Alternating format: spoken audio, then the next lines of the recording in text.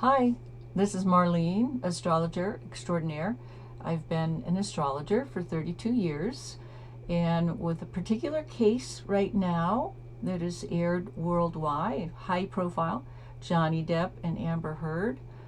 I decided that I was called to duty, and I'll tell you why. I'll go into that more another time. But the title of this is going to be um, Johnny and Amber Heard, Why the Attraction. And this is a pretty big deal because they were both clearly attracted to each other. So I'm going to start with Amber, who is a Taurus, also with Venus in Taurus, and she has a moon in Libra. And Johnny's a Gemini. His moon is in Capricorn. His Venus is in Taurus, and his Mars is in Virgo. So he's a triple. Actually, he's quadruple because his Mercury is in Taurus as well. So he's a quadruple earth sign. So he's very grounded. Earth sign people come across usually very solid, very grounded, very physically grounded people. And you can see that in how he carries himself on camera. Is his style is very deliberate, very cool, calm, collected. And cool, calm, collected pretty much falls in strong alignment with Capricorn Moon. Taurus generally is too, because it is Venus ruled, so they don't really care for conflict. Neither does Capricorn Moon, actually. So, they'll certainly step up to the plate if somebody's going to challenge them. And it wouldn't be a good idea because this is actually one of the power moons. They're really, really solid. So, first of all, we'll start with Amber. Her sun sign and her Venus is in Taurus. Now, in a man's chart, whatever sign shows up in the Venus position is a direct clue as to the type of woman he's going to be most attracted to. Because Venus is in a man's chart, pretty much it also has to do with his harmony in life, the home, and all of that. But the female, the type of woman he's going to be the most attracted to. He has Taurus there. Now, it just so happens that Amber is a Taurus, sun sign and Venus in Taurus. Now, just to give you an example, it doesn't mean that her sun sign has to be in Taurus in order for that attraction to happen. She could be moon in Taurus, she could be Taurus rising, Venus or Mars. She does additionally have her Venus in Taurus. But just to give you that example, it doesn't have to be the sun sign. It could very often be the moon.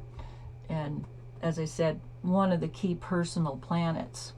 So for him, he was definitely physically attracted to her and likely would have been, right away.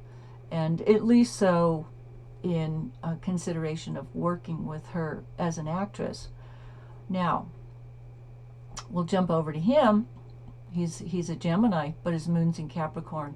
In Amber's chart, her Mars is in Capricorn, and it's 11 degrees some odd minutes. We don't know the exact minutes because we don't know her exact birth time, but nonetheless, it's right in there. 11 degrees and some odd minutes. And consequently, minutes are not measured astrologically as the same way that we view them on a clock. Johnny's moon is 13 degrees Capricorn, so that's a pretty solid hit, 11 and 13 within 2 degrees of each other. Astrologically speaking, most astrologers use a range of 8 degrees. Some use 10 degrees to be considered a hit.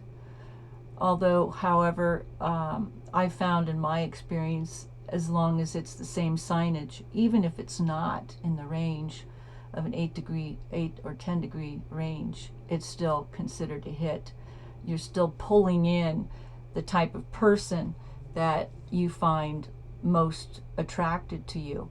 So not only that, the moon astrologically, it represents your subconscious mind, the sun conscious, but moon Mars, so that's a direct, pretty much bullseye hit, past life karmic hits. So they've got a past life together, like the Mars, you know, likely it was like a past life blood brother or past life comrade, some kind of connection like that. But I will tell you, I've had many Moon Mars hits throughout my life.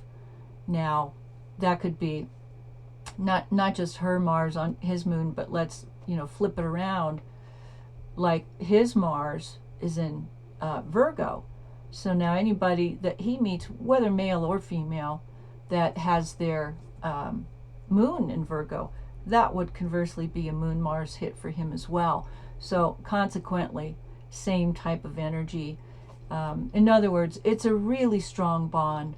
I have several Moon Mars people around me in my world, and whether they're men or women, really, really strong bonds, and some of those friendships can be lifelong or very long term. And I have a few of them, and you know, they feel like the one in male physical form feel like they're a brother to me, literally. So I want to kind of keep this a little bit short because I could go on in quite an amount of detail on this, and I will, but I don't want to do really long videos because, for one, it takes them a long time to load, and it's a lot to take in. I'm trying to do this in a slow layman's terms for so that it's understandable to somebody who's a novice, because it can get quite complex, and sometimes boom, I look at the two charts and boom, I've got it, and I just kind of can go through it really quickly, but I have to realize that I need to explain it in layman's terms to slow it down so that it's understandable, because the attraction was on both parts here, and the fact the Moon Mars, that's really strong, a strong pull. So there's definitely some karmic issues that need to be worked out between the two, and so we'll talk more about that in future upcoming videos. Thank you for watching.